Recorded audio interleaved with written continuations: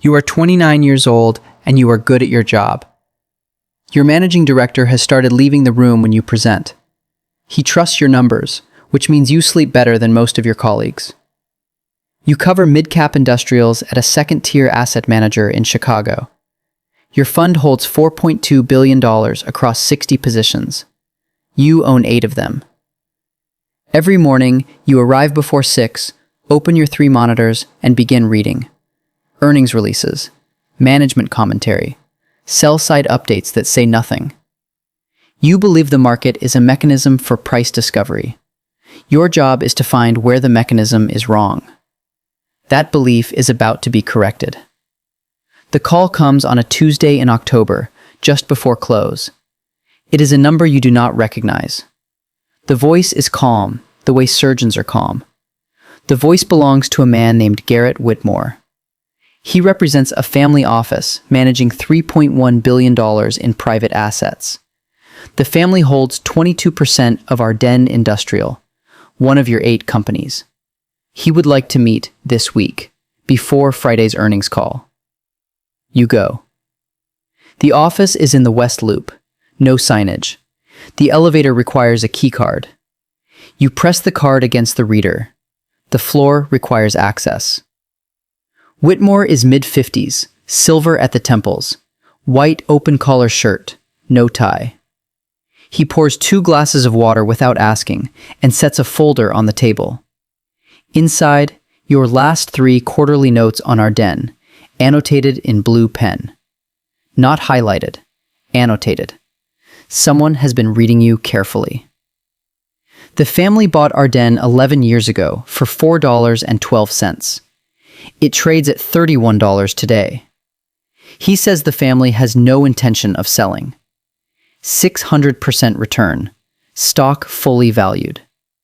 You say, why not sell? Basic portfolio management. Whitmore looks at you the way a chess player looks at someone who moved their queen into danger.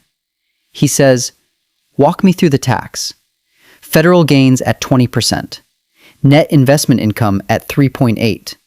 Illinois at 4.95. On $280 million in unrealized gains, a sale means roughly $80 million in tax. Permanently. You say, that's the cost of realizing the gain. Whitmore says, or it's the cost we choose not to pay. He slides a term sheet across the table. A $190 million lending facility. 3.4% annually. No tax event. Liquidity is borrowed into existence. The asset continues to compound. They never gave it up. You were quiet for a long time. Whitmore says, our job is to make sure we never have to find another security again. You take the engagement. You do not fully understand him yet. That is when your education begins. The first year is technical. You work on the family's portfolio architecture. Not allocation in the traditional sense, something far more structural. Real estate held through a series of LLCs, each one a separate legal container. Equity positions held in a trust designed to step up cost basis at death. Embedded gains eliminated for heirs entirely. The government never sees the appreciation. A stake in a private credit firm. Carried interest taxed at long-term capital gains rates. Every asset chosen for tax character and leverage utility, not just return. This is not a portfolio. It is a machine, designed to generate spending power indefinitely without triggering the event that diminishes it. You model it one night at 11, alone in the office. Scenario 1. The family sells Ardennes, pays the tax, and reinvests at 8% annually. Scenario 2. The family borrows at 3.4%, retains the position, and lets it compound. You run it forward 30 years. The gap is not incremental. It is generational. $340 million more. Not from a better investment. The return assumption is identical. The only difference is what they refused to pay. The math is not subtle. It is almost brutally obvious once you see it. You wonder briefly why no one taught it anywhere. Then you stop wondering. You understand why they don't. This is what they built. And now you are inside it. In the second year, Whitmore introduces you to a second family, third generation, older wealth, a network that operates through referral only, toll roads, a water utility, a portfolio of cell towers. These assets do not merely appreciate, they generate cash every month, regardless of market conditions, regardless of interest rate cycles. The family calls this permanent income, income that cannot be stopped. In a meeting, the family patriarch is presented with an offer to sell the water utility. The offer is clean. 12 times EBITDA, sovereign wealth fund buyer. The implied sale price, $680 million. Clean close in 60 days. The family's cost basis, $18 million, from a purchase made in 1987. The patriarch does not ask about the buyer. He does not ask about the multiple. He asks a single question. What do we borrow against it today? The answer is $290 million at 4.1%. He says, that's enough for the next project. And thanks to everyone for their time.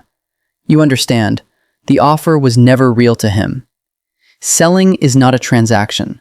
Selling is an ending. Every asset is a permanent claim on the world's productive output. To sell it is to trade a permanent claim for a temporary pile of cash. Cash that will be taxed, spent, or poorly reinvested. The wealthy do not sell because selling is the worst thing you can do with an asset that is working. You walked in thinking about exits.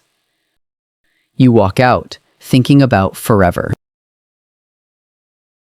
By the third year, you are no longer observing. You are building. You are bringing a tech founder with $1.4 billion in a single equity position. He cannot sell without collapsing the stock price and triggering a catastrophic tax event simultaneously. You construct a solution using exchange funds. The founder contributes his position to a partnership, gain deferred entirely. The mechanics take 4 months. Legal fees alone, $2.4 million. When it closes, the founder calls you from a boat somewhere. He says he feels like he won something. He moved the pieces better than most people know how pieces can be moved.